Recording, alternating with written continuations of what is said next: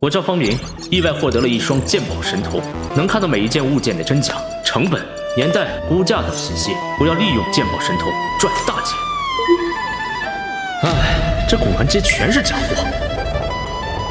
哎，有钱嘛你就碰，我这扳指可是宋朝文物，卖48万呢。一个成本1.3元的小厂残次品，居然敢卖48万！哎，古玩市场还真是假货泛滥。不过所有东西都在我这双眼睛下无所遁形。放下，快放下！一件假货谁稀罕呢？哎，这不是我曾经的老板赵婉晴吗？哎，姑娘，你又被骗了，这也是赝品，最多呀也就值3000。又买到假货了。不过画这一块我也拿不准，等一会儿古玩大亨昌爷会过来，你要是不放心的话，就等一会儿让昌爷再给你看看。好，这是双层画，里面是明朝画家王元祁真迹，市价不低于90万。这是王元祁真迹，真的不能再真了。方明，你还会看鉴宝呢？哎呦，他会鉴什么宝？我的古董扳指他都敢说是工艺品。哎呀，赵大小姐，你可别信他，他根本就不懂什么鉴宝。哎，你说这幅画是真的，你敢买吗？方明，你刚刚说的是真的吗？那这幅画1万块卖给你，你买不买？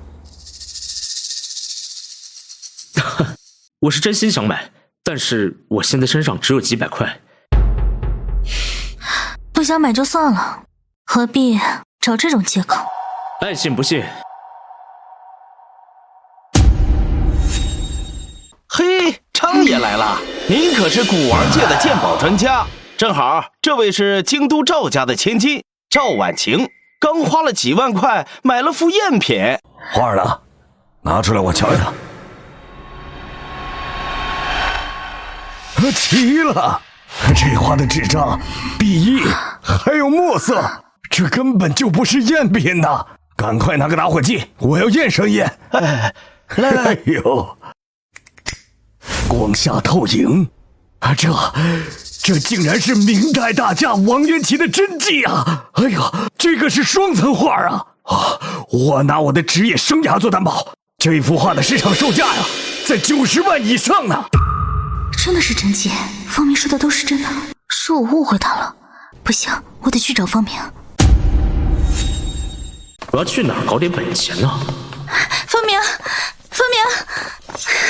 等等我。那个，我没想到你真的会鉴宝，刚刚是我错怪你了。不必。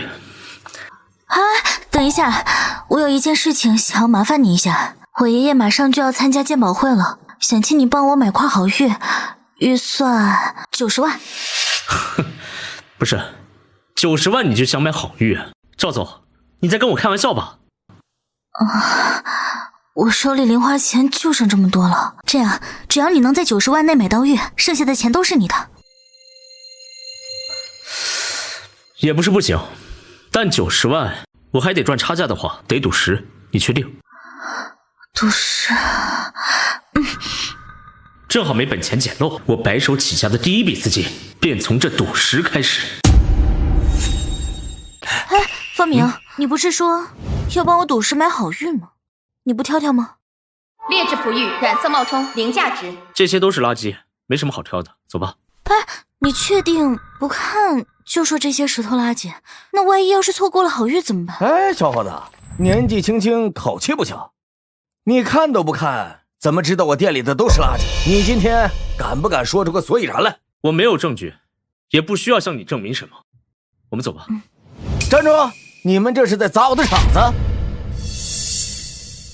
这块是我新得的宝石，白玉质地，色泽纯净。你再看看，你还敢说这块原石也是垃圾吗？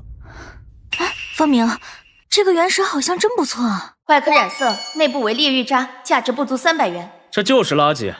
不要，走了。哎，你别走！你这个黄脸小儿，你瞎说什么？你质疑我的眼光，还砸我的招牌，你不能走！我再说一次，这个就是块垃圾，送我都不要。你竟敢骂我挑的原石是垃圾！我可是赌石界的赌石大师顾青云，你是在质疑我的能力吗？您就是上月开出3000万原石的古大师。要不是你们污蔑我的摊位没好东西，这块原石我怎么能让你们看？既然你说我的石头是垃圾，你敢不敢赌一赌？我现在就把这个原石切开，如果是废料，我给你10万。如果开出好玉，你就必须按照市场2倍的价格买下这块玉。方明，他可是古大师，不会看走眼的。如果赌输了，我们可就亏大了。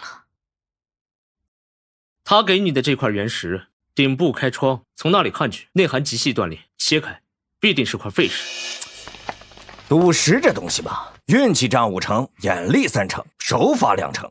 小姑娘，你是要听一个吃软饭的废物，还是听我这个赌石界的老江湖？经验从不是忽悠人的遮羞布。既然你想赌，那就切。方明，这石头万一开出好玉，我们可是要赔很多钱的。你确定要切？切。行吧，这一次我信你。输了，我陪你一起承担。切了。哎，这是块劣玉废料，完全没价值啊！还真是一块废石。方明，真被你说中了，我们赌石竟然赢了赌石大师古青云啊！古大师竟然都翻车了，那年轻人眼光真准啊！方明，你真是太厉害了！我决定了，今天你说怎么赌，我都听你的。古大师，你还有什么好说的？你10万块我这就装给你。赌石这行从来不是比谁嗓门大，是看眼力。行了，我们走。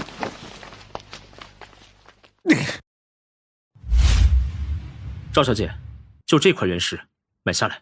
啊？你确定？可这石头表面好像被狗啃过一样，真能赌出来好料？对，这是一块能让人翻身的宝贝。哎呦喂，这小兄弟的眼光真特别呀！我倒真想学2招，可惜就是脑子不太好使。哼，婉晴，这是你在哪儿找的极品啊？他会赌石吗？可别叫这小白脸给骗了。陈少说的对呀，这位兄弟不是说笑吧？裂痕多的像蜘蛛网，还宝贝，一看就是门外汉，怕不是冲人家女孩子的钱来的。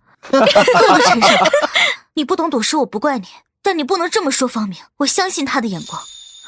老板，这块石头多少钱？我买了。这块原石价值90万。什么？就他要90万？90万，物超所值。切开它就是价值几百万的羊脂玉。买了吧？好。一块边角废石，还想开出羊脂玉啊？你想笑死我呀！啊！陈少，你给我闭嘴！老板，这块石头我要了，给我切了它。好。等一下，小白脸儿，你敢不敢和我打个赌？如果这石头要是真能开出羊脂玉，这90万我掏了。那他要是开不出来呢？你就当众给我磕3个响头，每磕一下喊一句“陈爷眼光真好”。然后呢，你以后离婉清远点，敢不敢？可以啊。哎，切，我倒要看看是方明厉害，还是你们这些自诩行家的人眼瞎。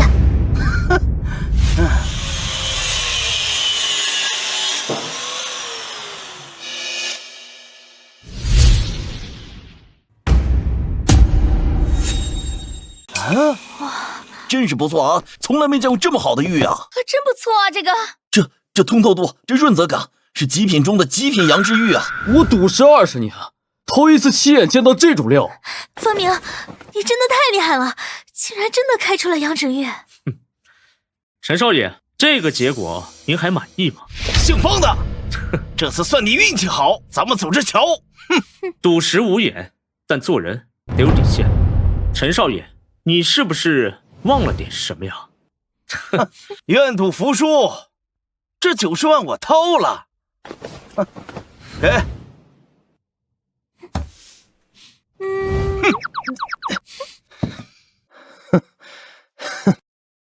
方明，你别得意的太早，下次你可就没那么好命了。哎，算了，走吧。小哥，这玉我出700万收，卖不卖？据我所知，这种上好的羊脂玉，在拍卖会得卖1000万，所以这玉我们不卖。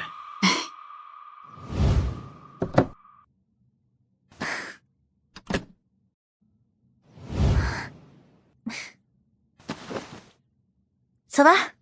走。真是太好了，有了这块玉，一定能在鉴宝会上给爷爷长脸。方明，谢谢你，按照约定，我会付你500万。不过我现在手里没那么多钱，能不能等我回去问爷爷要啊？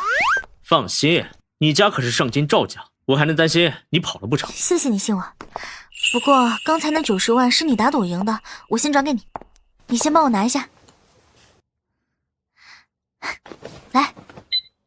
支付宝到账90万元，人生逆转的感觉比赌10还要爽。哎呀，你个老不死的，不交保护费就在这摆摊儿，不想活了呀？方明，你快看，他们居然欺负一个老人，真是太过分了！求求你们行行好吧，我的老伴现在重病在床，我需要买书凑钱看病啊！你还敢顶嘴？我打死你！滚！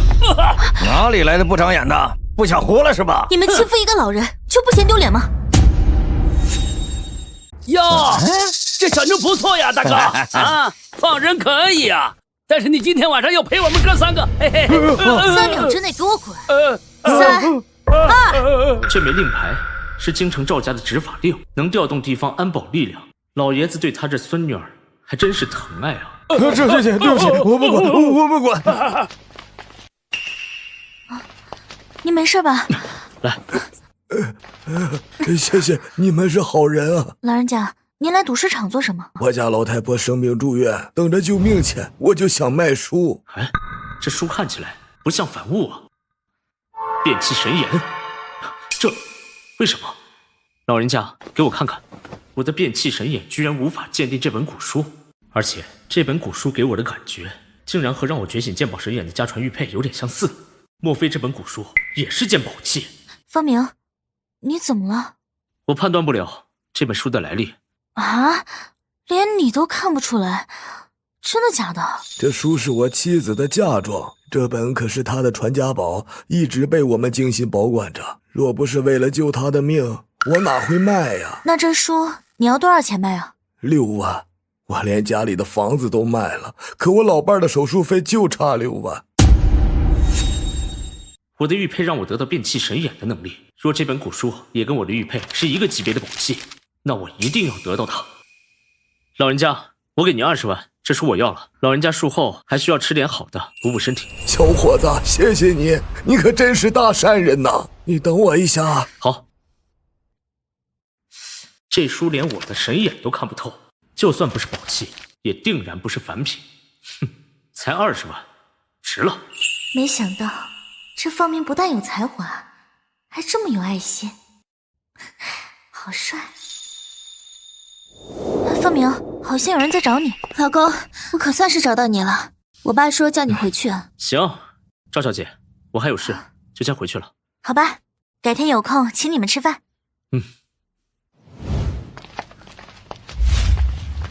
哼，你还有脸回来？跪下！我为何要跪？我们都听说了，你这个赘婿不但和小三儿私会，还赌石开出了一个价值1000万的羊脂玉，对不对？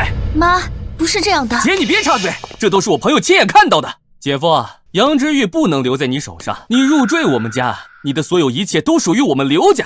你要是敢私吞宝玉，我就让我姐跟你离婚。离婚？方明，我是你妈，你要是真喜欢我女儿，就应该把羊脂玉交给我来保管。交给你？哼，你也配？啊！你反了你了！妈，你是不是忘了，你只是我们刘家的赘婿？妈，气死我了！妈，你在干什么？不能这样。姐，妈这是为了教育姐夫，你别插手。这几下我受了，但从今天开始，我不是你们刘家的赘婿，我跟你们刘家恩断义绝。老公不要！妈，你们这样对方明，我爸爸回来后会生气的。哼，这次就先饶了你，但你别想糊弄过去，不交出杨之玉，你就滚出我们刘家！哼，刘家我不稀罕。哼。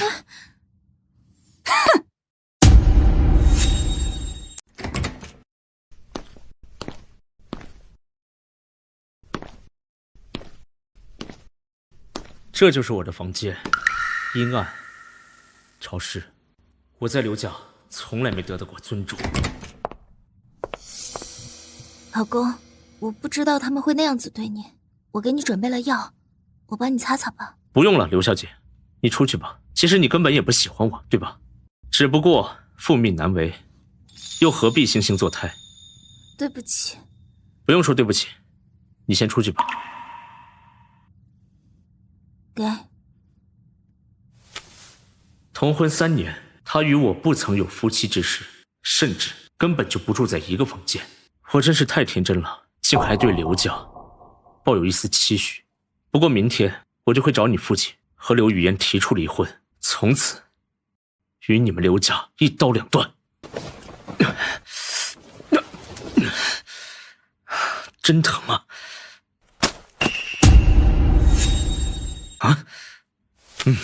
差点忘了这本古书，连我的变气神眼也无法看穿，可惜了。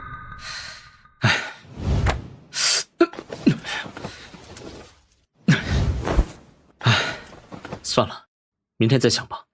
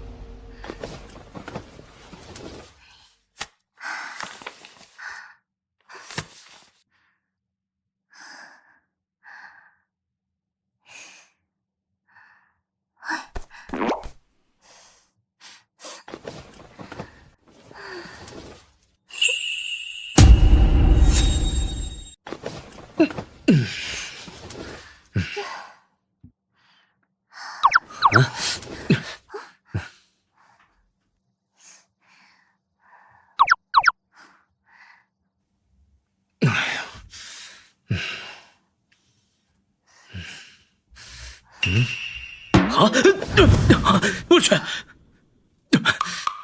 奇猛了！我床边怎么有个女人，还是个穿着古装的女人？你是谁啊？奴家苏青儿，乃天书之书灵，见过主人。主人不喜欢青儿的衣服吗？那青儿换一身。不是，等一下，你还会变身呀？你说你是书灵，哪个破书里出来的呀？正是，不过主人，这可不是什么破书啊，这是传说中的天书。主人以鲜血激活我之残印，唤醒了我。从今以后，奴家便属于主人啦。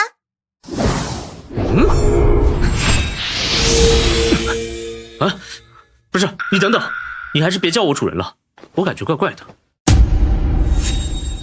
我看你这小女孩的模样，以后就叫我哥哥吧。可是按照书灵之约，奴家该以主人尊称。哎呀，你别给我整那些什么主人、奴家什么的，太奇怪了。就这么定了，你以后就叫我哥哥吧。是哥哥。方明，我父亲回来了。好，你等我一下，我马上出来。你赶紧躲起来，躲你破书去。可是哥哥，书已经没了。啊，行，快，那边啊，对。方明，我爹他回来了，要见你。他谁啊？他是哥哥，他又是谁？哥哥，对，她是我失散多年的表妹。哎，你也知道，自从爷爷死了之后，我的家人就没有指望找到了。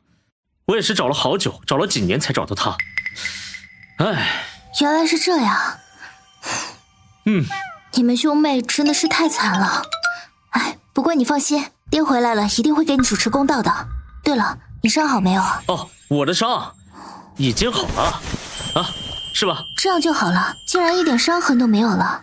哈，好了吧？哥哥，是青儿给你治的。你也没跟我说你会医术啊。天书记载了我道医术，青儿是天书说灵，天书有的我都会。不过为了给哥哥治疗，可消耗了青儿好多能量呢。哥哥，青儿饿了。青儿，饿了就去吃饭，爹回来了，等不及了，赶紧走吧。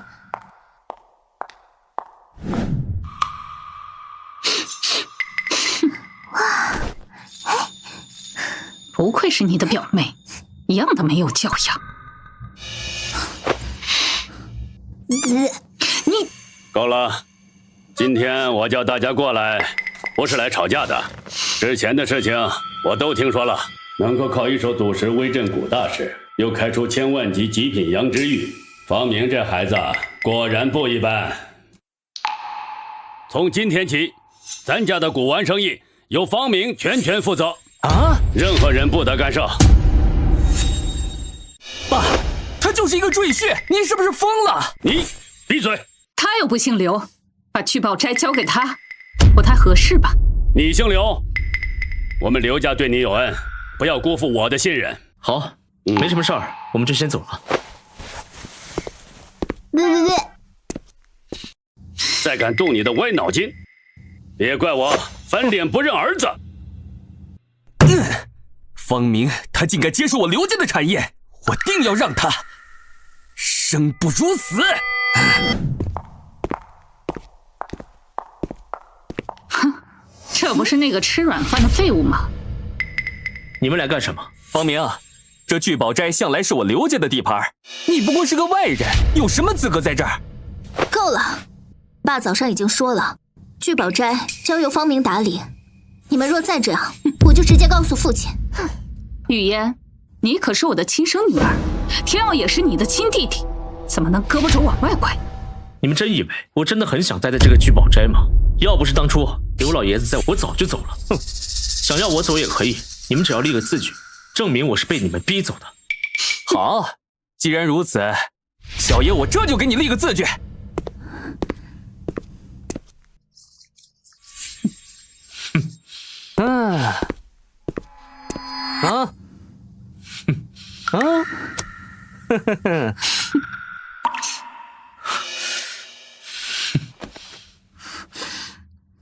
走。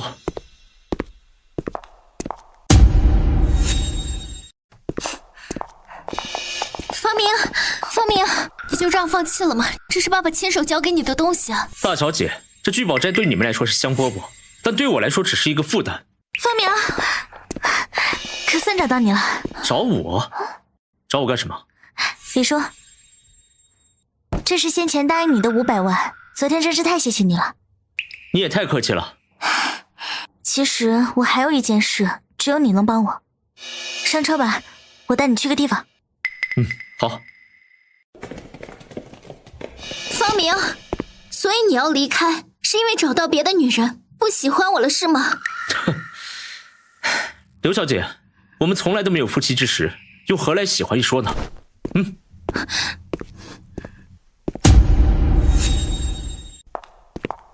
方明，咱们才分开1天的功夫，你又从哪找来的这么漂亮的妹子？奴，青儿是哥哥的妹妹。妹妹？说来话长，不过她确实是我失散多年的表妹。原来是妹妹啊，小姑娘真可爱。对了，婉晴，这一次找我有什么事儿啊？我爷爷要参加一场鉴宝会，想请你出手帮忙，酬劳200万。果然是让我帮你鉴宝，刘家都嫌我无能，就不怕我害了你？求求你了，就你能帮我了。哎，好吧，那我就再帮你一次。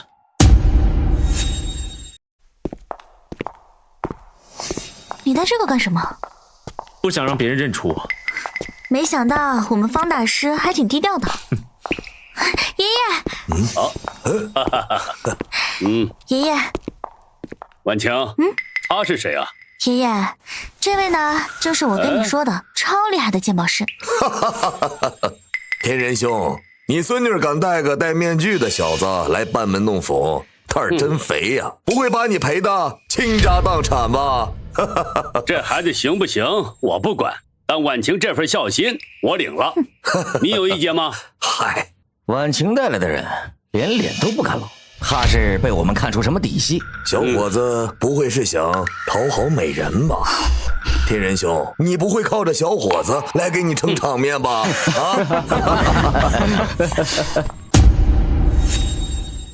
行不行？一试便知啊！我相信方明的眼光，一会儿你们全都笑不出来。那就让他试试，记住，谨慎开口。老爷子放心，我自有分寸。请随我来。走吧。这边请。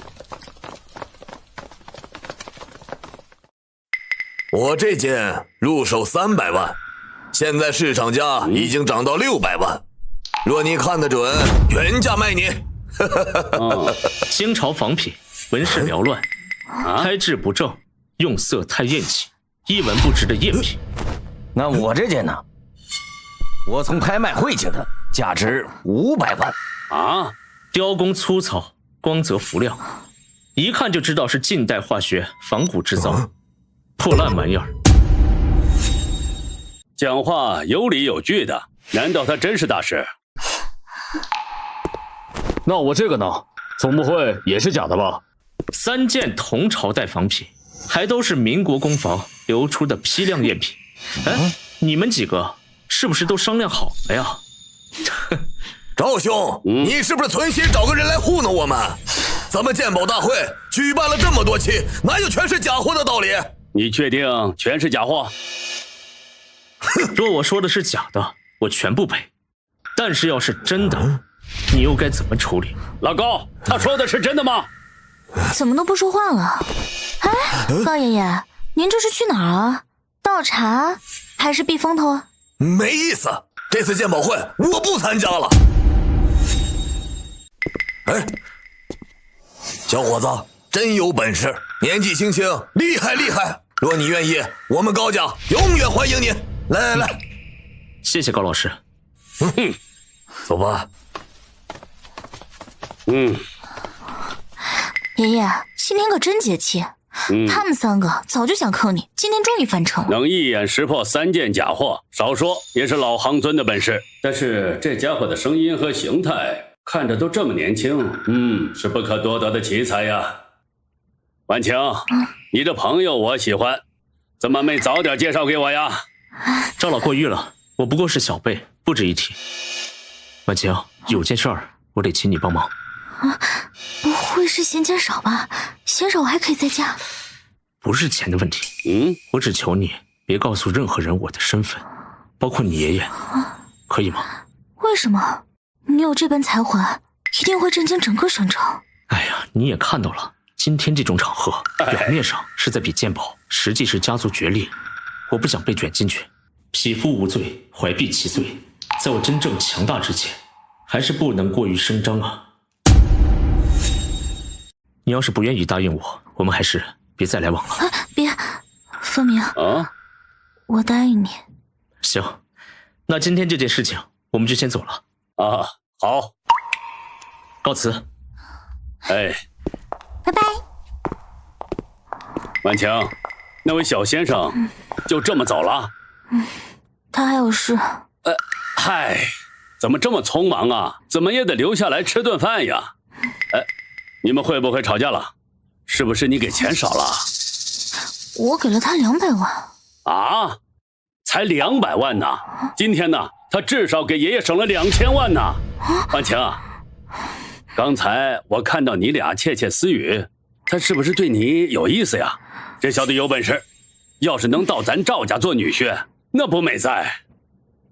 爷爷，你说什么呢？哎呀，我的宝贝孙女还害羞了。方先生你好，我是赵婉晴小姐安排的管家赵国海，今后负责您的生活事务。管家？什么意思？您的事小姐都知道了。你和表妹被刘家赶出来，肯定生活不便，特地安排我送了一套别墅，并负责你们今后的事务。哇，婉晴姐姐太好了！张叔叔，你以后是我们的管家了。你会做饭吗？青儿小姐放心，我年轻时可是5星级厨师，定不会亏待您。他人还挺不错的嘛。方明啊，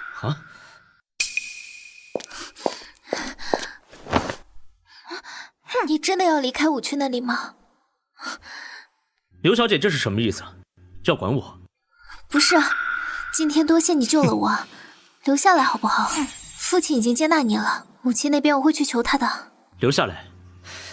是在你家当你的宠物，被你照顾，还是在你家当牛做马，任劳任怨？你家对我从来都是有利可图，现在这层关系两清了。可是我想你留下来，好不好？方明，我发现我真的好像有点喜欢你了。留下来？那么我想请问一下刘小姐，你是愿意为了我跟你的母亲决裂，还是愿意为我扇你那嘴臭的弟弟？我们走。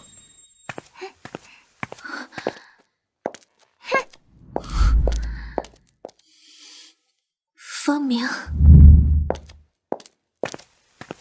你们来了。哇，这也太大了吧！这么高的马，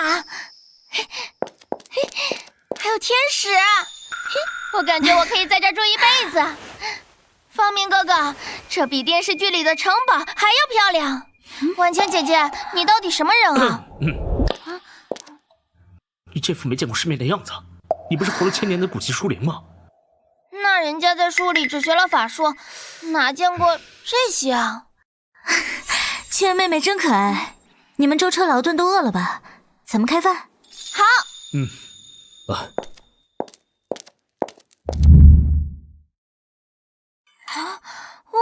方明哥哥，我是不是在做梦啊？这些都是赵叔准备的。当然了，婉晴小姐可是交代过，一定要让您和苏青儿小姐吃好住好。那我以后每天都可以吃这个吗？自然，厨房已备好10日的菜单，每日不重样。赵婉晴小姐准备的这么充分，应该不是吃顿饭这么简单吧？答对了，吃完饭我带你去个有趣的地方。哈，果然啊。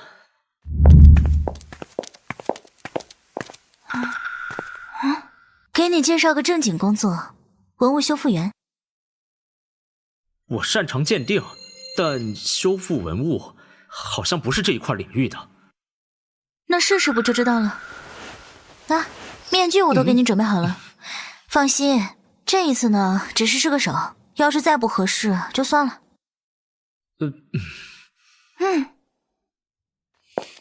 赵小姐，方先生，院长已经在修复室恭候多时了，里面请。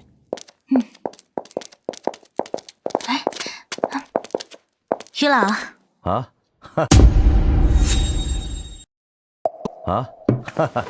你来了。这位就是你说的那个神秘高手，脸都不敢露啊。他真的能修复国宝级文物？白玉转心佛像，确实罕见。不过它缺了半座莲台，完整形制应该为双台转心结构。你怎么知道它还有第2座莲台？这是清乾隆御制佛像，分内外双转，若缺了一台，那就不完整。于老，这下您信了吧？太好了，先生，您是否愿意出手修复？我们定将全力配合，报酬给您200万。修复这座佛像确实不难，不过您愿意相信我，我可以尝试。既然接了，那就要做好。我有几个条件：单独的修复空间，谢绝打扰；工具与材料需备齐；还有，我需要大量的金水。金水？纯金佛像修复需要金铂金粉融合工艺，还有玉雕修复胶、微雕器具等。你是小小年纪竟如此懂行，不简单呐！老先生您好，我叫青儿，是方明哥哥的助理。他教我好多呢。好啊，了不起啊！能有这样的助手，方先生的实力更是不容小觑啊！哈哈，我秦州能有您这样的大师，老夫今天算是开了眼界了。哈哈哈！我就说嘛，我的这位朋友可不是普通人。先生放心，我立即为您准备修复环境，等一切就绪，让赵小姐通知您。哈哈，那好，那你们先准备，我们走。年纪轻轻，眼力惊人呐，这才是真正的国宝级人才啊！方明，我这给你介绍的可是高薪职业，你是不是得感谢我点什么？哥哥，真要感谢，不如你把自己送给婉倩姐姐好了。算了吧，我怕你这哥哥心里有疙瘩，说我处心积虑。嗨，你们俩。不过刚才听院长说了，这活儿确实辛苦，只有在要修复重大文物时我来就行。报酬还不错，是要好好感谢一下你。今晚上我请你们两个去吃饭。好，吃大餐了。走。点这么多贵的餐，太破费了吧？没关系，总不能让赵小姐自己吃都是豪华料理，跟了我以后就吃平民菜了吧？我不是那个意思。婉晴，好巧啊！宋麒麟，怎么是你？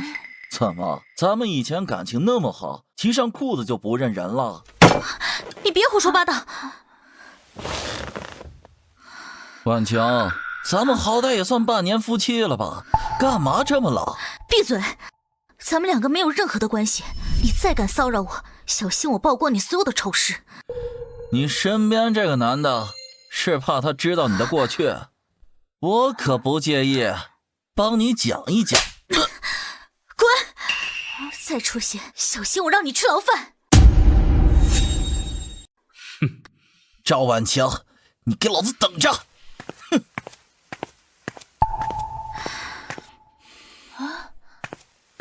赵小姐，您没事吧？不用你管。好的。婉清姐姐，那人是谁啊？宋麒麟，宋家少爷，以前家族联姻差点被骗婚，幸亏及时识破他的本性。那他会不会报复你？我不怕他找我麻烦，我怕他拿你们出气。姐姐你放心，他要是再敢来找茬，我就帮你踹飞他。傻丫头，你哪是他的对手？你有这份心，姐姐就很开心了。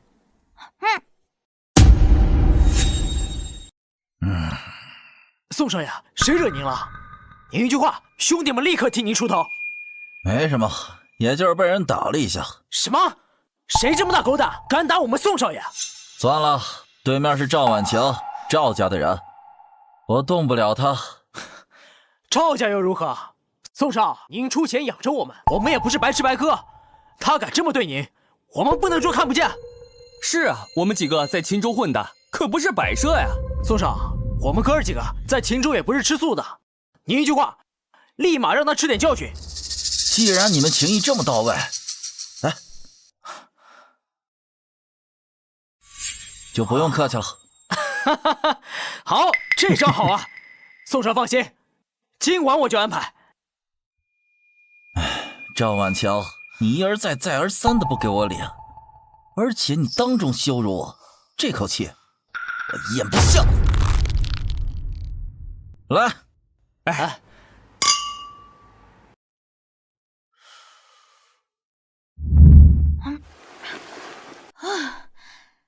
好吃。你不是初灵吗？怎么吃这么多？青儿，你要觉得好吃的话，都说给赵管家，让他晚上做给你们吃。好。对了，这段时间你们千万要小心，尤其是那个宋麒麟，什么下作的事都干得出来。我今天当众扇他，他绝不会咽下这口气。我怕他会在你们身上下手。记住，不论出什么事，一定第一时间联系我。哼，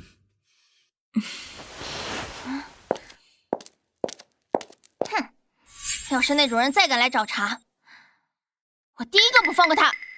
好啊，那我可就指望你保护我了。不过目前我们一会儿先干正事，就是去盘下一间店铺，开古董店。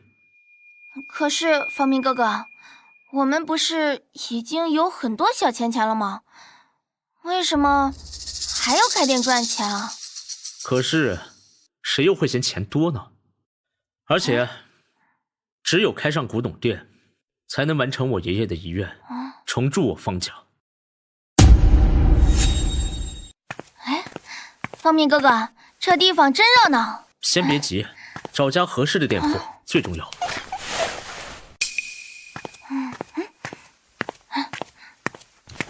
方明，你个废物赘婿在这里干嘛？真是晦气。这家店不错，转让价多少？就你？听说你刚被刘家赶出来了，有钱没？没钱别在我这里耽误时间。你这家店铺虽然不大，但布局还不错，你出价吧。一口价300万，店内所有古玩全包，没钱就走。200万，我收了。你别欺人太甚。杨老板，你可得想好，现在古董生意不景气，而且我听说聚宝斋新任当家刘天傲在接手聚宝斋后，就终止了与你们这些小店铺的合作。200万，已经是看在我们过去合作的份上。本来想帮你一把，不愿意就算了。不愿意就算了。他说的不错，先前几个来问价的，只能接受100多万。哎，且慢，成交。来，现在就跟你签合同。我的店就开在这个街，聚宝斋的名头也是时候该让位了。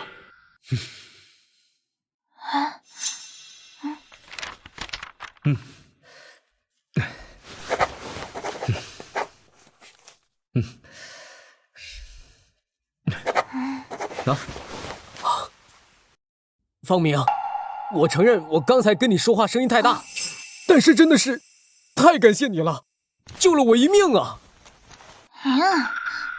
先不说这些，快拿着钱救急吧。好。好了，现在店铺有了，我得给赵婉琴打个电话。方明哥哥，还说不是喜欢婉晴姐？什么跟什么呀？像咱们这种小店铺，不但要寻找古董，更重要的是要找一个好的下家。赵氏集团作为古玩界的大家，对接的都是京城上层，与他们合作再合适不过了。我手机呢？方明，你的手机落在家里了。刘雨嫣，你怎么在这儿？你手机落下了，刚好我又恰好在街上看见你，所以……谢了，我们走。等等。我其实想说，谢谢你救了我。不用谢我，你应该感谢青儿。要不是他碰巧听到了曾小璐他们的计划，我也不会及时的赶到现场。方明，不如你们和我一起回家吧。爸说了，那家店铺必须由你接手，刘家大门也会为你永远敞开。用不着。我们现在有地方住，也有饭吃，而且聚宝斋不过比我这小店稍微大了一点而已，我也不是非接手不可。而且我早就说过，我和你们刘家已经断了，刘家也不值得我再回头。刘小姐要是没什么事的话，就先回去吧。本店今日休整，明日再正式开张。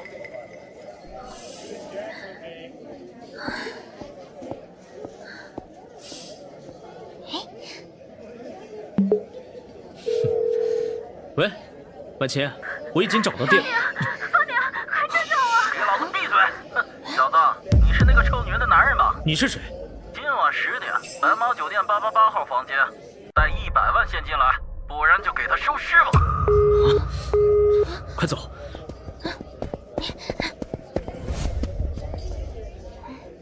这是故意设的套，绑架了赵氏集团的总裁，不打电话给赵老爷子要大钱，却只问我要100万，这明显是冲我来的。没事，方明哥哥，无论他们来多少人，我都能把他们干翻。哼！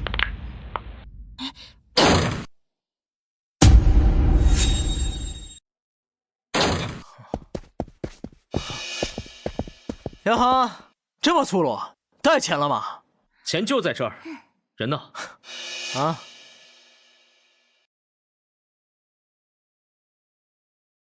哼，没见到赵婉晴，我是不会交钱的。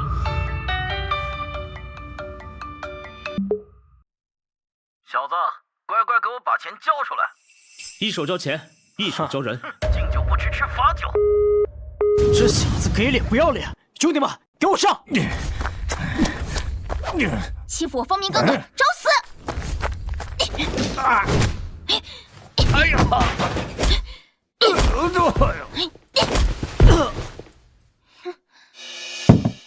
就你们这三脚猫功夫，还不够我练手的呢！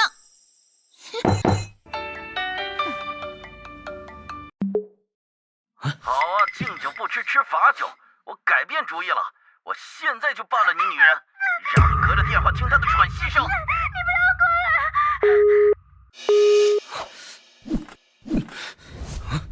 青儿，对面酒楼半只窗帘的房间，快去！明白。你是人还是鬼？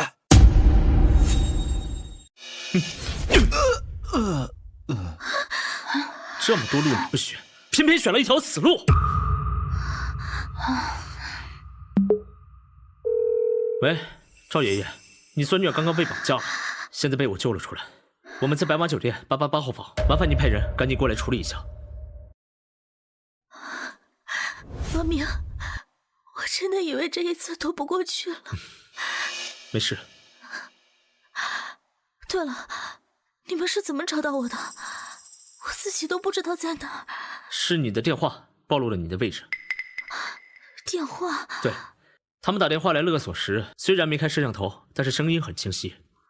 你应该自己没注意到，对面那栋写字楼能够很清楚地看到这边，而且整栋酒店只有这间房间拉着窗帘，最为可疑。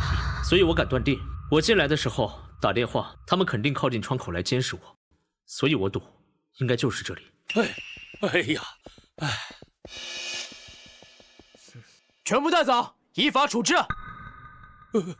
乖孙女儿，你没啥事儿吧？爷爷，我没事儿，是方明救了我。哦，小伙子，真是太谢谢你了。这个姑娘怎么看着这么面熟啊？你是不是？爷爷，不知道你还记不记得，上一次鉴宝会上帮我们鉴宝的那个人，就是方明。啊？你说，他就是那个大师？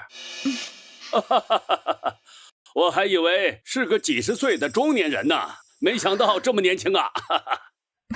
爷爷，我这么年轻，不也当上了咱们赵氏总裁吗？况且他还是我大学同学呢。小伙子，没事啊，多带我孙女出去玩玩。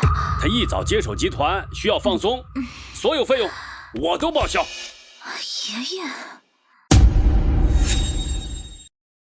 其实啊，我还真有一件事情想请您帮忙。哦，小芳，有什么打算尽管说。我准备在古玩城开家古玩店，专营高端服务、修复以及文物买卖。我刚盘下一家店，想跟赵氏集团合作。合作？赵家藏品世代繁多，我颇有意愿。我希望未来能跟贵府有一些器物上的交流，希望贵府能够委托我进行一些文物修复以及买卖。好一个年轻人呐，有胆有识。哎，赵家这些年确实藏品很多，要是交给你这样懂行又靠谱的年轻人来管理一部分，也是我赵家的福气啊。从今天开始，赵家对你的店铺全力支持。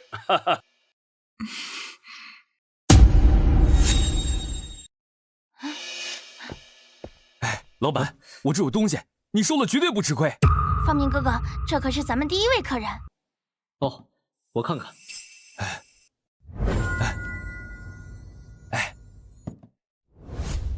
金嵌宝质葫芦瓶，唐朝珍品，市场价起码1000万。成色不错，倒是可以买回家当摆件。老板，你真懂行。那您看这个数如何？400万，这人看起来憨，没想到还是个懂行的主啊。400万也行，我收下后通过赵家拍卖，利润至少翻2倍。您要是为难，您给我3.5万也行。这一行讲的是眼力，也是命运。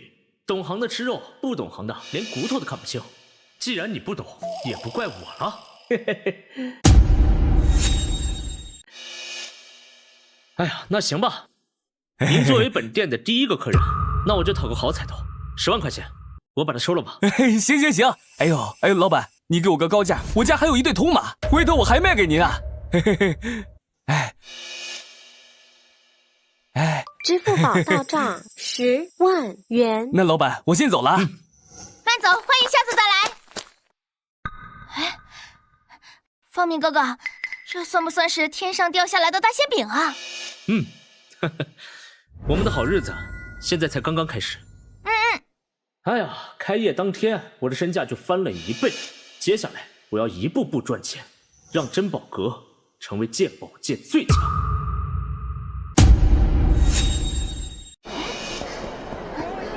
方明哥哥，这里比咱们店热闹多了。别忘了，咱们也是一步步从小店走起来的。今天来这儿碰碰运气，看能不能多囤点货。小伙子，瞧瞧这个楼去，明清年间的铜镜盒子，市值约只卖6万元。 300。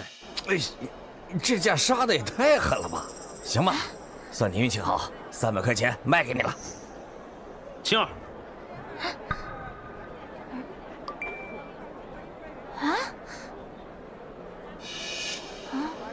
这个吊坠好像有点特别啊。汉代青白玉，伏羲龙纹，断代稀有，市值约40万元。老板，你这吊坠怎么卖？100块钱。青儿，给钱。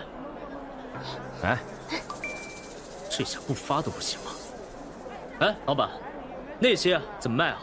通通100一个。青儿，快。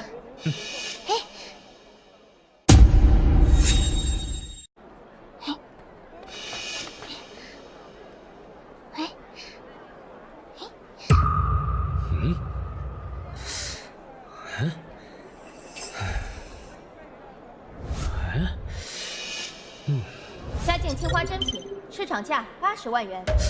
老板这个破土罐子怎么卖？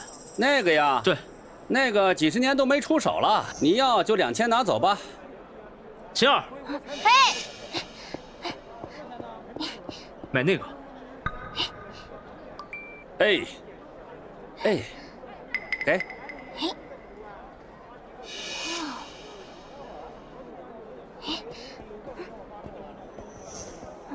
方明哥哥，我们今天挣了多少钱啊？估计保守300多万的货，成本还不到2万。哇，那我们发财啦！这才只是开始，有神眼在，我要把这整条古玩界翻个底朝天。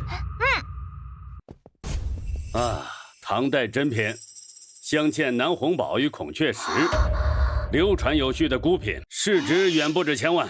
如果拍卖，肯定会惊动全国呀！方明哥哥，这瓶子，真的这么值钱吗？当然了，这可是前些年各大博物馆悬赏回收的遗世宝物之一，这怎么会？这枚葫芦瓶，你是怎么来的？我从路人手中收来的。另外，这件东西，我想托你们赵家代拍。好，分润你们抽10%。另外，我最近淘到不少珍品，也想一并委托到你们赵家一起拍卖。好，方明，你还真是每次都能让我刮目相看。现在登场的是本场重磅拍品，由珍宝阁方明所提供的金镶宝石葫芦瓶一个，起拍价1000万，1200万。这个葫芦瓶真不简单啊！这是我见过保存最完好的唐代金器之一，我出1500万。好漂亮啊！这放在床头做装饰，一定心情愉悦。2000万，2700万。这瓶子我很喜欢，本小姐要定了，3600万。居然点了天灯，陈小姐出价3600万，并举了天灯。最后一次报价3600万，还有没有要加价的？成交。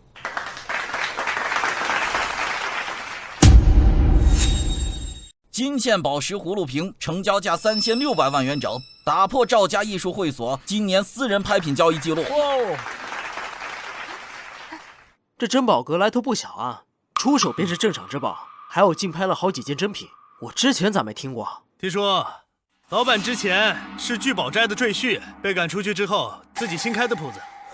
有意思，看来秦州的鉴宝界要不太平喽。哇，这好像咱们店开业3年爆火的样子了。我们珍宝阁的名号终于响了。走吧。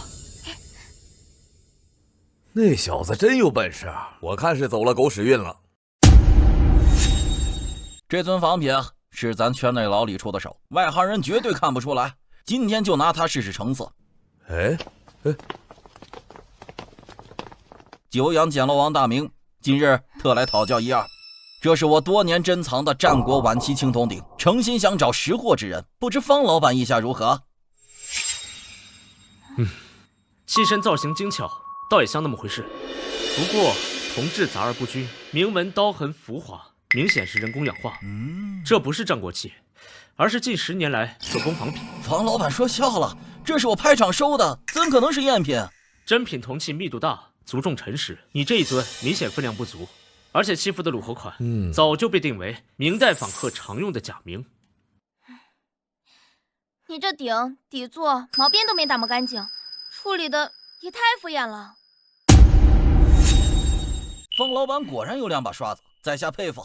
实不相瞒，方老板，我们几个老伙计只是想试探一下你的实力。既然方老板如此慧眼，那以后有什么宝贝可以直接来找我们。好，那我就多谢各位照顾我的生意了。好啦，几位跟我一起里面请吧。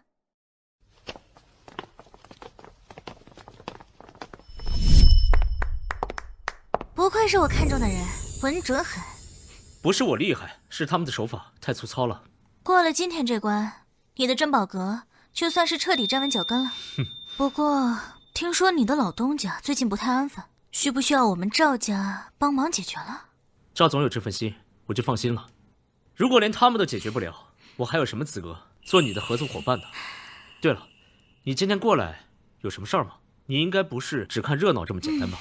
没错，我代表赵氏集团正式邀请你去公司签署合作合同。听说这位就是一夜之间在拍卖会上进账4000万的方先生。听说他的进货成本不到20万，却创造出了39倍的利润，不愧是神眼简陋王。现在连赵老爷子都站在他身后，这珍宝阁要火。老夫活了大半辈子，还从未见过像你这样眼力惊人、手段稳准的年轻人。这次签约不仅是一次合作，更是我们赵家的新机遇。从今天开始，珍宝阁将正式成为我赵氏文化产业板块的重要战略品牌。下面呢，由我和婉晴来说明这份合同的内容。第1条，赵氏集团将为珍宝阁提供高端藏品货源、渠道支持、资金保障及全平台品牌背书。第2条，珍宝阁由方明主理，拥有鉴定权、定价权以及修复指导权。第3条，赵氏集团设立文化拍卖与修复专项基金，方明可调配运营。我说过，我们赵家不会亏待真正的人才。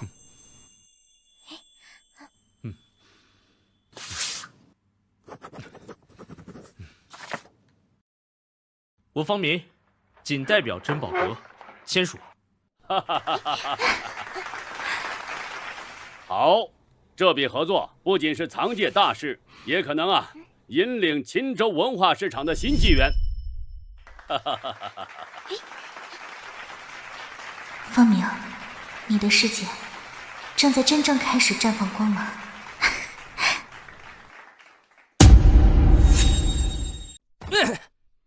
当初你爸非要把那个废物找上门，你看看现在，他竟然成了赵家的座上宾。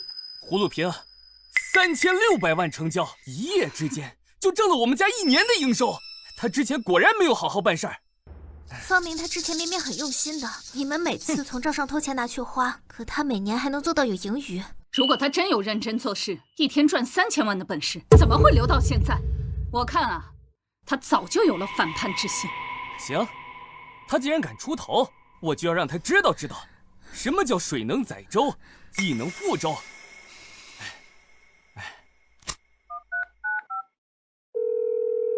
喂，哼，你们记住，是我代表我姐的亲属谅解了你们，才能让你们赔了点钱就出来。你们所有人欠我一条命。之前是我一时心急，搞错了方向，多亏小舅子宽宏大量。是啊，天傲，咱们可都是一起长大的，姐就知道你不会这么无情的。这方明啊，从我刘家走了之后，混的是风生水起，好似这秦州鉴宝界的天是他的一样，我们都被他摆过一道。你们难道不想报仇吗？只要你开口，我立刻找人爆料，说他店里卖假货。我还认识几个客户，私下放出风去，就说他收购的是盗墓贼的黑货，想搞臭他还不容易。我们还可以在网上炒几个假鉴定，调包的帖子，再搞一点水军，1传10，10传100。没错，记住3件事：第一，网络上带节奏，全平台散布珍宝阁等于假货窝点的谣言；第二，线下恶意压价，围堵藏家客户，抬高收购价格，扰乱收购市场；第三，我亲自出手，把他表妹挖过来，让他自断根基。来，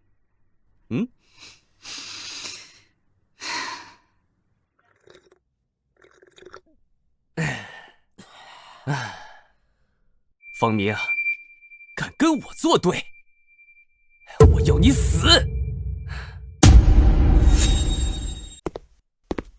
你们这店最近风评不太好啊，这是卖的正品吗？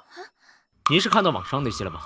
这网上说的可吓人了，什么黑货窝、仿品吹成国宝，让我这买家怎么还敢出手？根本就是污蔑，方明哥哥才不会卖假货呢！你们如果不能自证清白的话，我以后啊是不会在你们这买东西了。我也是。方明哥哥，你说的网上的东西到底是什么呀？为什么他们都走了？是这些。果然都是炒作，一夜暴富太假了。不是赵家背书吗？这也能出事？我亲戚朋友也被骗了，珍宝阁收假货卖高价。真是太过分了！你们这群混蛋！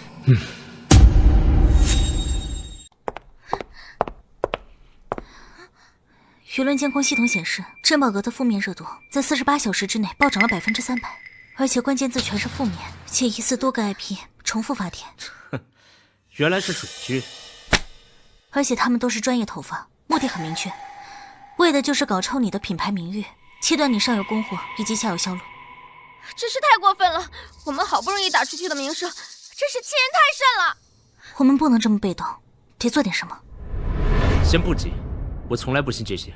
他们既然想要玩舆论战，那我就亲自陪他们走一趟。你有计划了？第一步，查出幕后账号归属、溯源 IP；第二步，把之前每一件藏品、原始证据、鉴定视频、拍卖记录全都如数整档；第三步，我们亲自下场反炒一次，不仅要反击，而且还要打出名堂。对了，婉晴，你帮我跟院长说，文物修复我们已经准备好了，随时可以进行文物修复。好，那我们赵氏就负责前2步的公关媒体布局，你负责打出实力。这一次，我要让他们知道，诬陷我方明是要付出代价的。要想在这个圈子里站稳脚跟，靠的不是巧合和运气，而是底气。我靠的不只是赵家，更是我自己。准备好了吗，青儿？咱们这次不仅要修玉，还要修魂。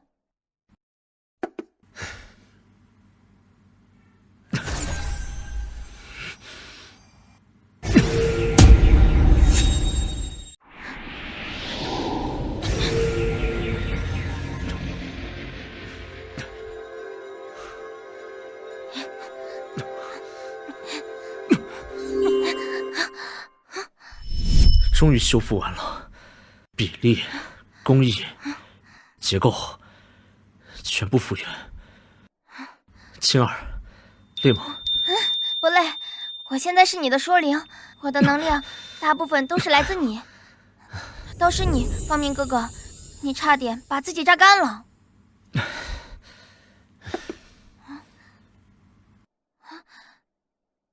这一切都是值得的。神了，真的神了！竟有如此完美的修复度，根本看不出任何的损坏痕迹啊！如此精度的修复度，到底是哪位文物院士主导的？哎，并非院士，是我们青州的年轻朋友方明。各位领导好，我是珍宝阁的老板方明。于院长，请即刻将完整报告与详细数据即刻上交。此修复将列为国家重点修复示范案例。明白。方明先生，我们院正式备案您为文物技术特邀协修顾问。我愿意。哎呀，小伙子，你真是我这老头的福星啊！那这里是200万的修复酬金，另外我还为你准备了一份我的私人藏品清单，你挑一样，我送你做谢礼。于院长，您太客气了。哎，咱们交个朋友，以后无论是文物修复还是市场合作，你但凡开口，我必全力支持。啊，年轻人，是你让我看到这个行业的未来呀！他们说每一件文物都有它的命运，而我就是那个让它重获新生的人。此前大家所关注的白玉转心佛修复一事，如今已落下帷幕，修复人正是珍宝阁主理人方明先生。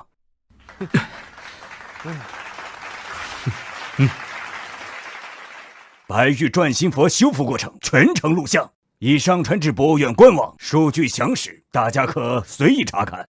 关于部分人故意抹黑珍宝阁售卖仿品的谣言，我们已将材料移交秦州公安网检部门。方明大师艺术超群，将白玉佛像修复得完美无瑕。金嵌宝石葫芦瓶经3方专家组鉴定，确系唐朝真品，交易过程合法合规。针对近期部分网民的售假、欺诈等造谣重伤行为，已提交律师函。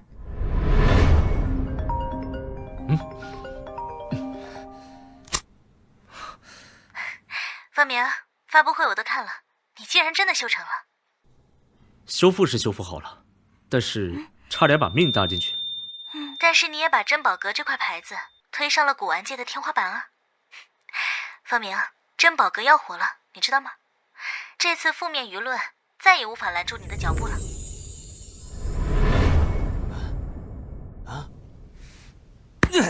来人！我们的水军呢？怎么全被压下去了？刘少，自从发布会结束后，咱们的热帖全被封了，几位写手的账号也被封禁了。网监那边还在查 IP。姓方的，别得意的太早，老子让你死的方法有10000种。滚！是。方明，其实我第一次见你，我就觉得你不是池中之物。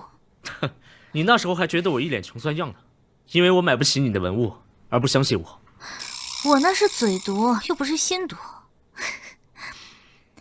而且，我现在很庆幸，你不是刘家的人了，而是我亲手扶起来的方明。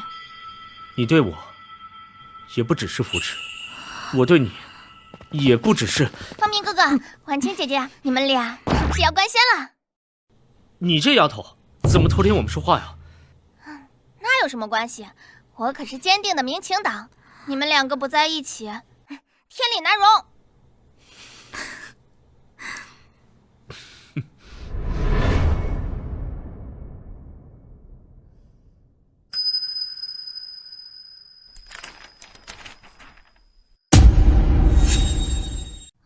方明，3年了，你终于要发光了。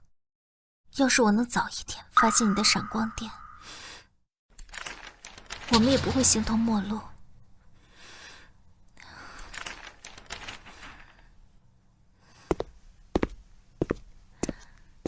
方明现在名声大起，他手上的那批藏品价值连城。若是你们能恢复夫妻关系的话，爸，要是你还拿我当女儿的话，就不要再拿我的婚姻当工具。这一次是我错过了他，但是我在意的现在是他的人，不是他的价值。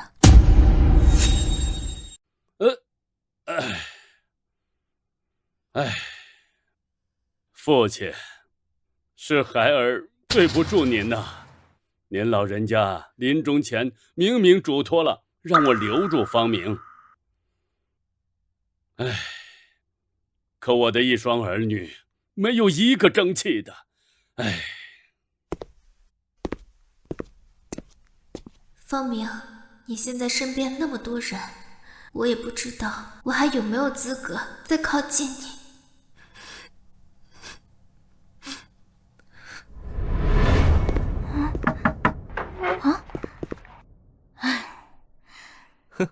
小妹妹，干得不错嘛，跟着方明一个捡漏王，也能熬出头了。有事请讲，没事儿少在这阴阳怪气的。还是说，你想尝尝姑奶奶的铁拳啊？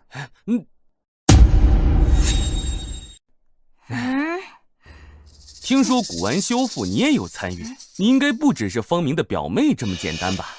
难道他知道了我的身份吗？要不要替方明哥哥杀了他？我给你开3倍工资，配房配车，我再给你配个私人助理，怎么样？挖我？你也不撒泡尿照照自己？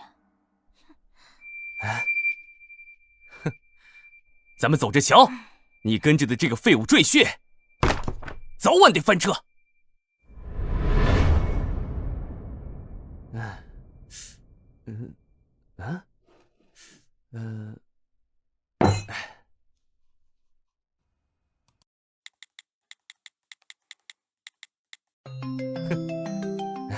秦大师，你想让我对上那个神眼捡漏王，他可不是小人物呀！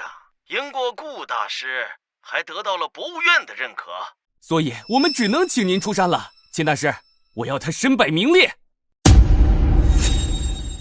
你出山，我出赌本，4000万，谁赢谁输全程直播，让整个古玩圈看看，他到底有没有真本事。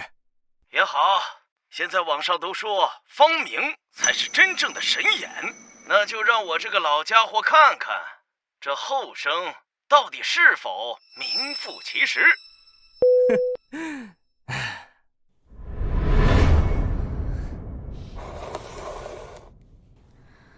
刘氏送来的挑战书，署名钱静远，号称天眼，内容简单明了，4000万赌局对赌，谁能从石头里面捡出最值钱的宝？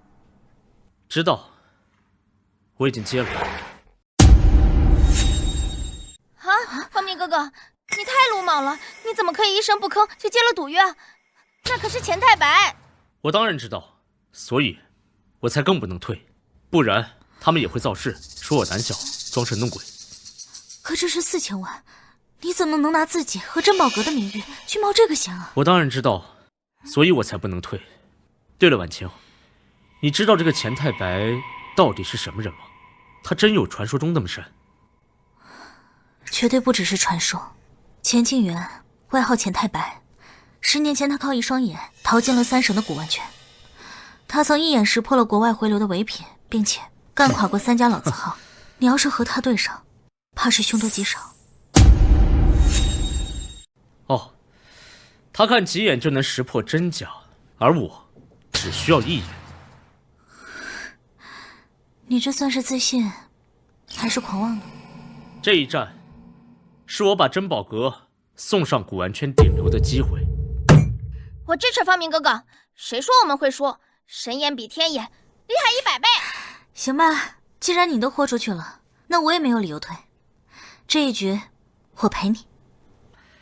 有你们在，我怎么可能会输？这一次，我要世间再无聚宝斋。听说这场比赛是新晋神眼对赌天眼，好刺激啊！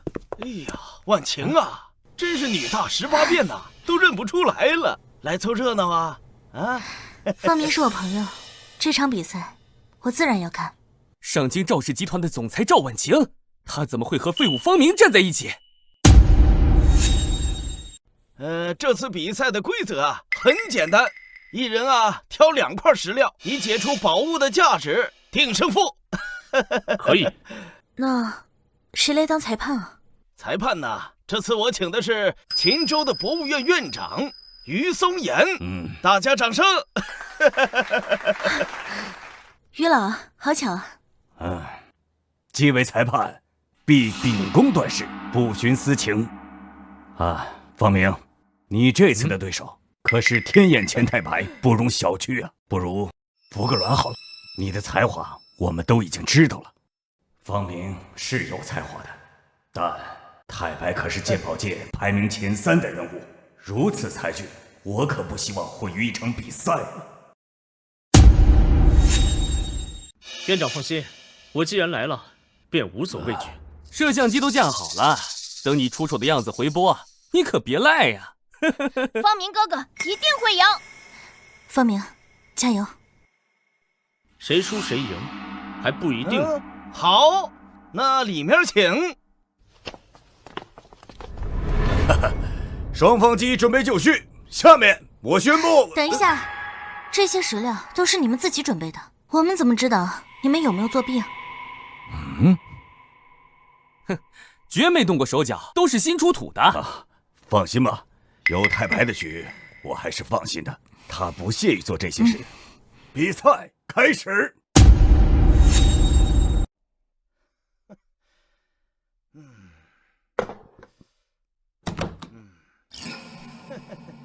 方明，刚刚不是很神气吗？动啊！方明哥哥在认真挑选，你们别太得意。挑得越久，输得越惨。慢工出细活，着什么急啊？刘家女婿要出洋相了，还以为有多厉害，捡漏王原来是吹出来的。方明，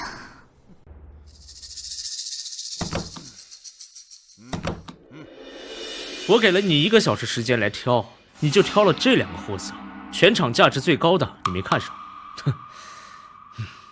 哼，我选这个。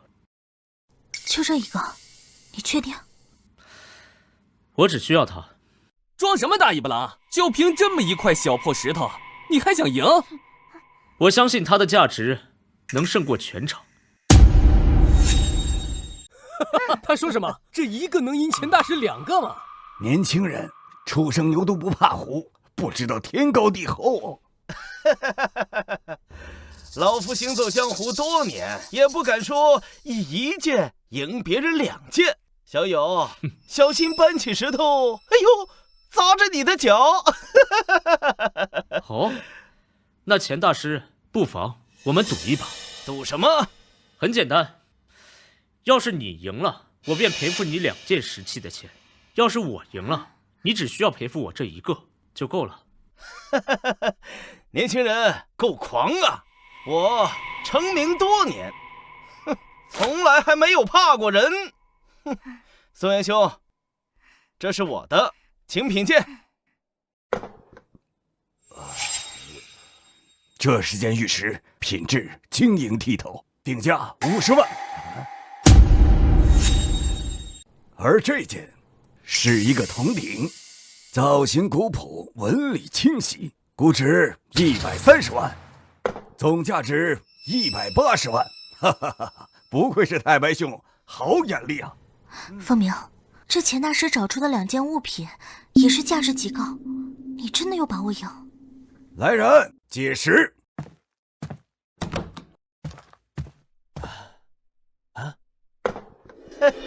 就你这个破石像，还不如狗头金呢！赶紧认输吧，摄像机都准备好了，就等着你爬呢。你真不考虑再挑1件？不用，我有它就够了。你确定只凭这尊石像？它表面粗糙，没有丝毫光泽，连材质也难分辨。于院长，光看外表可不是一个鉴宝人该做的。快看，那是什么光？啊，这是传说中的石中金！我去，真是个宝贝，这都成镇馆之宝了。方明真是神了！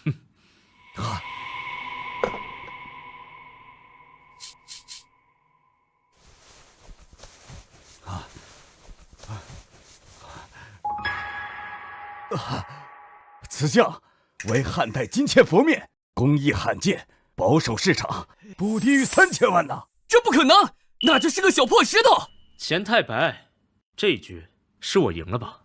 你赢了，胜负已分，方明胜。我早就说了，方明哥哥天下第一。好，钱大师，既然我赢了，那我的钱……方明，你敢收这钱？这钱是我靠赌局赢来的，凭什么不敢收？太白兄，愿赌服输才是真君子，更何况3000万对于你钱家又算得了什么？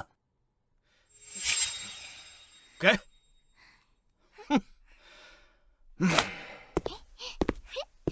方明，你得罪了钱家，一定会倒大霉的。4000万对你们刘家可不是小数目，你赶紧回去筹钱吧。对了，咱们可是签了对赌合同的，到时候我来找你要。明天我会亲自找人拿给你。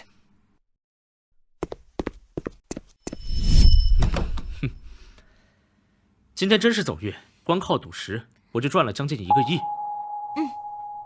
可是方明哥哥，那个石头不是李老板的吗？怎么变成你的了？那是赌石的规则，刘天傲把这些石头直接包场给租出去了，开出啥归买方所有。这一局是对赌石圈最大的反击。于院长，你这么一直盯着我，是不是发现我变帅了？哈哈哈哈！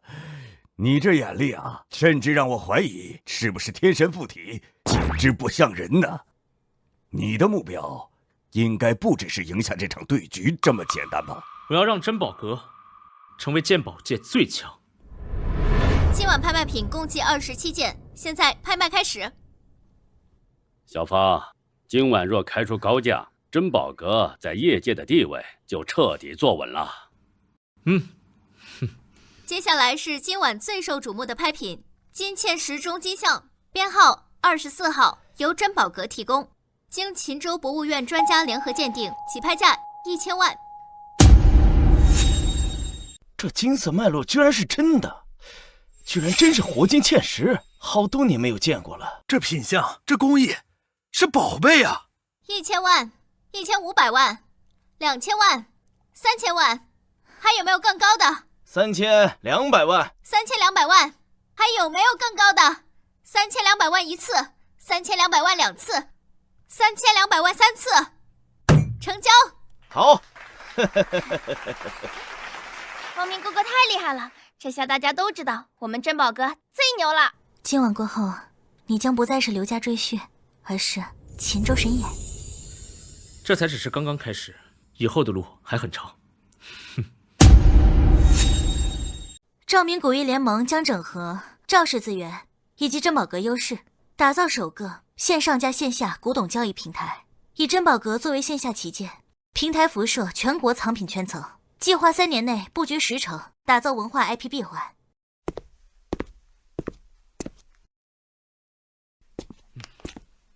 小芳，这是赵氏集团对珍宝阁的战略注资协议，初期10个亿，后续增资会根据市场评估进行。你是这个平台最核心的眼睛，我们希望你担任联盟首席合伙人，全权主理藏品筛选和鉴定把控。我没你们想的那么神，但是我会竭尽全力。方明哥哥，我们是不是要开新公司了？这听起来也太酷了，名字好听，设计理念也行，但是你会不会太累了？压力是有的，但是我喜欢这个过程，亲手把一件件有历史、有灵魂的东西送到真正珍惜它的人手里。这是你的战场，你不该只在幕后。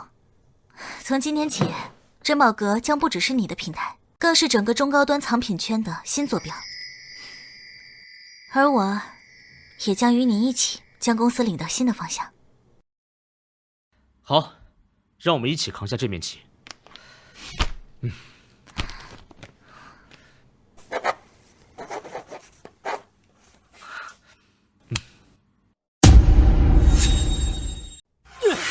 咱们都被骗了，这瓶子是假的！方明，你个骗子，出来！你才是骗子！方明，一个数典忘祖的废物，他的店里能有什么好东西？出来！出来！这就是你们的反击手段吗？你们这么着急，是要把刘家最后这点颜面给撕掉吗？所有藏品均有备案可查，现场录像显示，这些赝品均不出自本店，而是被带入的。老板，这些仿品出自刘家旗下的私人作坊，我曾经收到过样品。好，立刻将这些证据提交给古玩商会听证会。一直为难方明，我要他们刘家自此从秦州除名。是。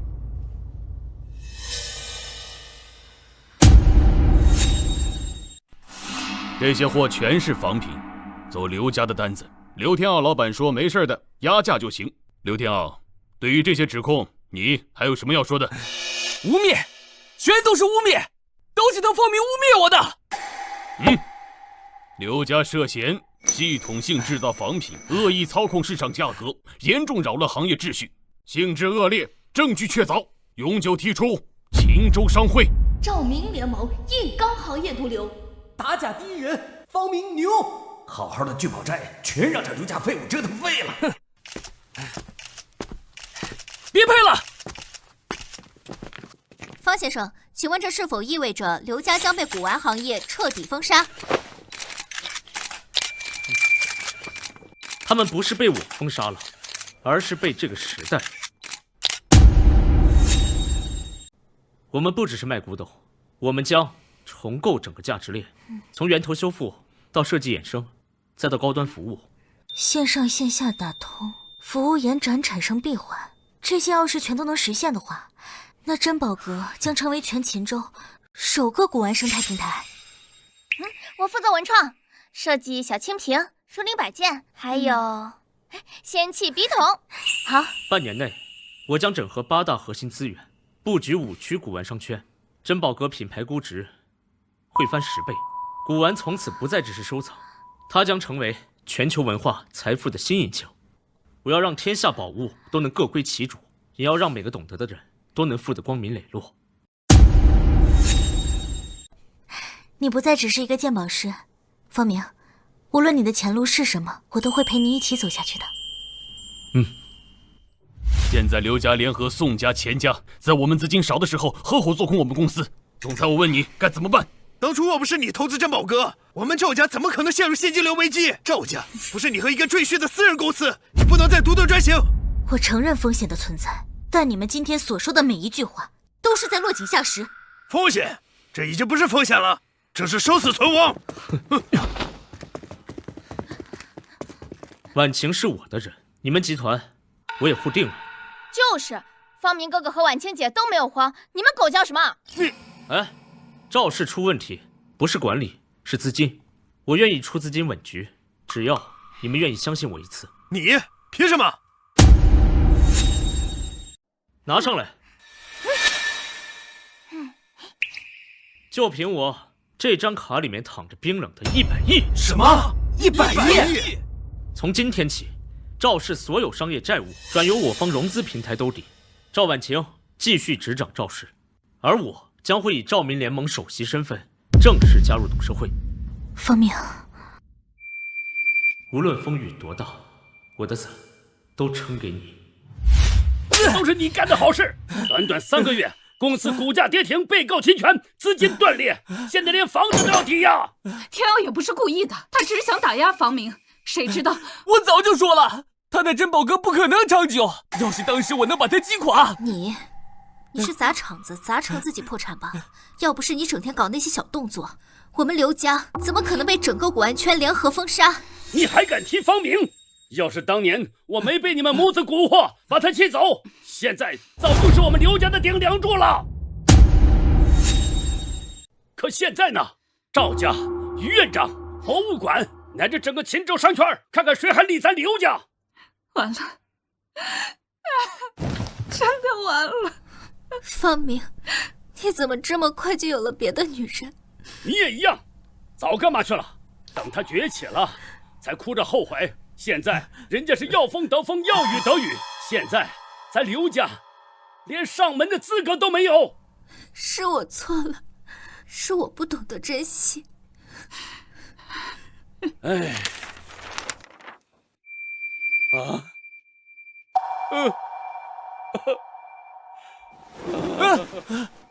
老天哪！你要是给我一个机会也好啊！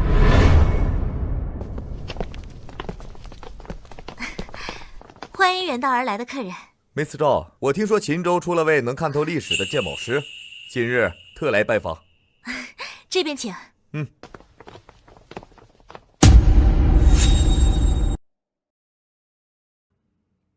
我们是世界最大古董连锁集团豪利文集团，这次来是诚意收购珍宝阁，愿意出资500亿元收购全部股份，并邀请方先生担任亚洲首席鉴定师。500亿元现金，还有全球展会与销售平台，的确很诱人呀。方明，他不会答应吧？谢谢你们的好意，但是珍宝阁不会出售。我打造它，并不是为了让它成为谁的附庸，而是为了重塑华夏古玉的话语权。你的雄心壮志令人钦佩，至少方先生，我们应该保持合作窗口，我们愿意参与你的计划。当然，我非常欢迎任何基于平等与尊重的交流，但主导权必须掌握在我们自己手里。不卑不亢，个性自主，这才是他。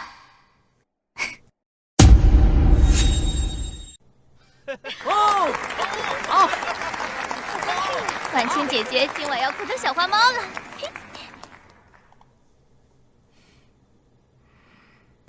婉清，从你陪我一起白手起家，到一起扛过赵氏风雨，从你帮我到亲密无间，一直有几个字我从来没有说过，但一直藏在心里。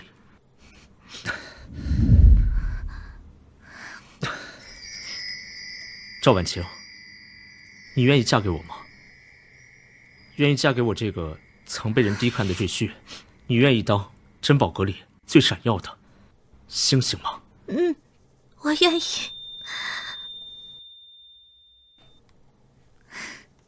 好，说得好啊！好，这个，这个。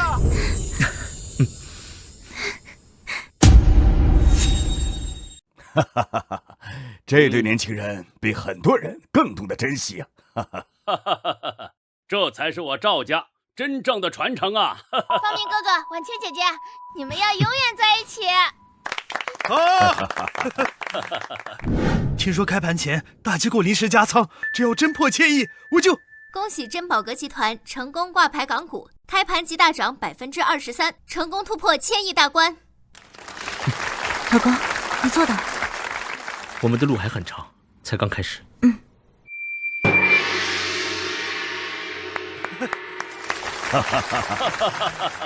老夫在古玩界几十年啊，从没想到在有生之年能看到一个年轻人把古玩行业做成资本市场的宠儿啊！方明，你不仅是我孙女的丈夫，更是华夏的荣耀啊！